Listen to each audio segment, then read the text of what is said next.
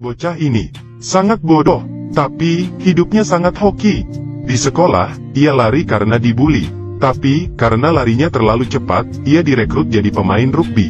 Lalu jadi mahasiswa fakultas olahraga. Dengan mudah, ia masuk ke timnas. Saat dewasa, ia ikut perang Vietnam. Dan kebetulan jadi pahlawan nasional.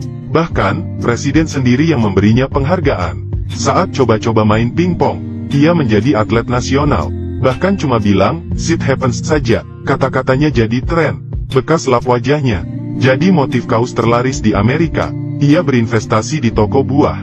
Lalu baru tahu kalau itu perusahaan elektronik Apple. Namanya Gum.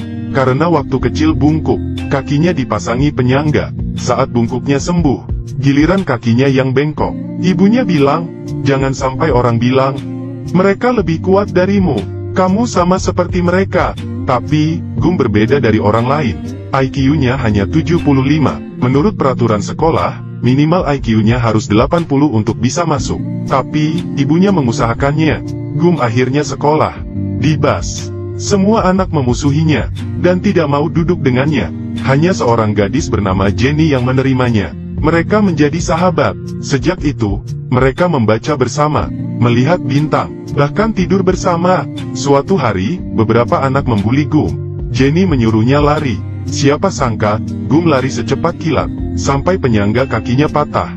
Ia merasa lari seperti angin untuk pertama kalinya. Anak-anak yang memusuhinya sampai bengong. Setelah dewasa, di tempat yang sama, dan pembuli yang sama. Tapi, pembuli kini naik mobil. Jenny menyuruh Gum lari lagi.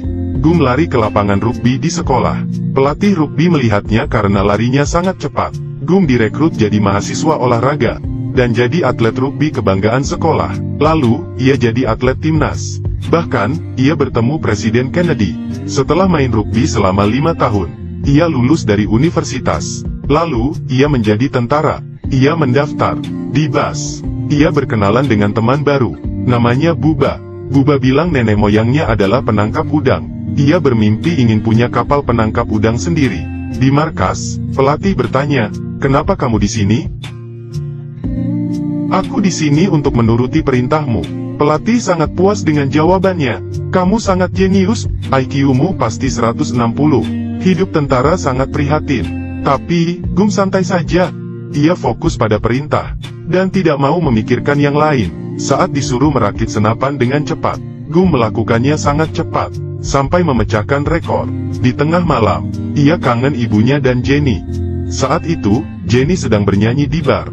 Gum pergi melihat Jenny saat libur. Ia melihat Jenny dikerjai seorang pria. Gum langsung meninjunya.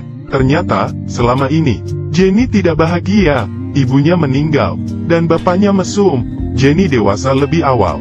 Gum menyatakan cintanya. Tapi, Jenny merasa tidak pantas untuk Gum. Ia mengusir Gum. Sebelum pergi, Gum bilang ia mau ke Vietnam. Jenny paham. Gum mau pergi perang, dan cuma mau pamit. Jenny bilang, "Kalau terjadi sesuatu, jangan berontak, langsung lari. Sejauh mungkin." "Apa kamu dengar?" Gum mengangguk. "Aku tahu." Setelah liburan, Gum dan Buba dikirim ke perang Vietnam. Pria tampan ini adalah atasan mereka. Ia adalah prajurit hebat. Beberapa hari berikutnya, kerjaan mereka hanya berjalan dan memotong rumput. Suatu hari, hujan lebat turun. Sekalinya hujan 4 bulan. Setiap hari, mereka berendam dan tidur di air. Malamnya, Gum dan Buba mengobrol tentang cita-cita mereka setelah pensiun. Kalau Gum bosan, Buba mengajaknya menangkap udang bersama dan menjadi kaya bersama. Akhirnya, hujan berhenti. Belum sempat senang, musuh menjatuhkan bom. Ledakannya sangat besar. Mereka tidak sempat merespon. Teman-temannya menyuruh Gum lari. Ia teringat pesan Jenny, lalu lari tunggang langgang. Gum berhasil menghindar, tapi ia sadar Buba tak mengikutinya. Gum balik lagi. Karena aksinya ini, Gum mendapat gelar tentara kehormatan, yang hanya ada 4 di Amerika. Saat mencari Buba, ia juga menyelamatkan temannya. Gum bola-balik, dan menyelamatkan beberapa jiwa, termasuk atasannya dan Buba. Tapi, Buba tewas karena terluka parah. Sebelum mati, Buba bilang, "Aku mau pulang." Gum hanya terluka ringan. Selama di rumah sakit, ia belajar main pingpong. Temannya bilang, "Tidak peduli apapun, tujukan pandanganmu pada bola." Keistimewaan Gum adalah, saat melakukan sesuatu, ia fokus dan tidak memikirkan hal lain. Saat lari ia fokus lari, saat merakit ia merakit, saat main pingpong, ia fokus ke bola. Tekniknya makin jago. Gum menghibur tentara yang terluka dengan permainannya. Akhirnya, ia bertanding mewakili Amerika di Liga Persahabatan melawan Tiongkok. Ia juga mengikuti beragam pertandingan internasional. Sejak itu, Amerika dan Tiongkok resmi menjalin hubungan diplomatik. Gum jadi terkenal, bahkan Nixon mengundangnya ke Istana Negara. Gum diinapkan di Hotel Watergate. Malamnya, Gum melihat di kamar seberang ada orang yang terus memakai senter. Gum menelepon resepsionis dan bilang di seberang mati listrik. Tolong dibetulkan dulu. Ternyata, Gum melihat kriminal di skandal Watergate. Gum lalu membeli perahu nelayan yang ia beri nama Jenny.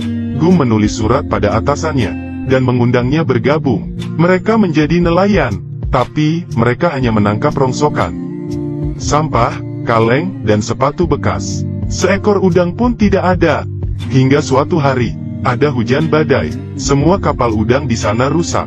Hanya kapal Gum yang dipenuhi udang tanpa usaha sama sekali.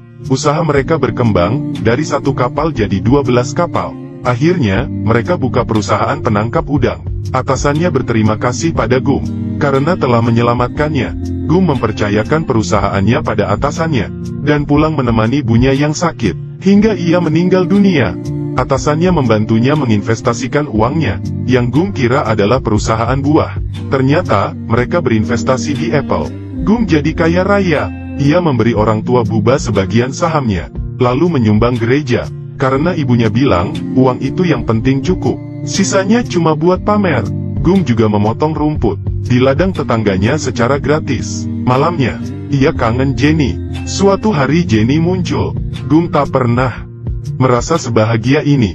Mereka jalan-jalan dan mengobrol. Gum ingin melamarnya. Meski aku tak pintar, tapi aku tahu apa itu cinta. Tapi, Jenny menolaknya. Jenny diam saja. Tapi, malam ini Jenny masuk ke kamar Gum.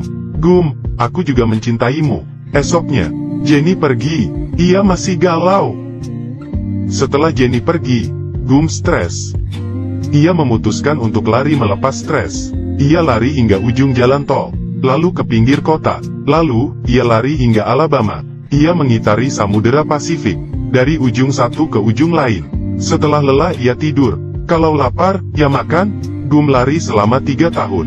Banyak orang yang memperhatikannya, media mewawancarainya. Bahkan, ia mendapat pengikut. Mereka terinspirasi oleh tekad Gum, yang tidak ada matinya, seperti membawa harapan. Seorang pengusaha stiker bertanya slogan hidupnya. Tanpa pikir panjang, Gum bilang, "Shit happens." Pengusaha itu mendapat pencerahan. Stikernya laris. Lalu, ada pengusaha kaos yang nyaris bangkrut. Ia minta bantuan Gum. Tiba-tiba, mereka kecipratan lumpur. Karena ada mobil lewat, Gum mengelap wajahnya dengan kaos itu. Dan akhirnya menjadi emot smile yang mendunia. Di rumah, Gum mendapat surat dari Jenny. Jenny ingin menemuinya di savana. Saat melihat Jenny, ia sudah banyak berubah. Jenny sudah matang, dan tidak labil lagi. Gum tak mengira, Jenny punya anak darinya hasil malam itu. Anaknya sangat sehat dan pintar. Gum membawanya pulang, dan akhirnya mereka menikah. Seperti Gum, pikirannya sederhana, hanya terus maju, fokus pada pekerjaan sekarang, dan mencintai sepenuh hati. Sisanya serahkan pada nasib. Percayalah, Tuhan tak akan mengkhianati orang yang berusaha.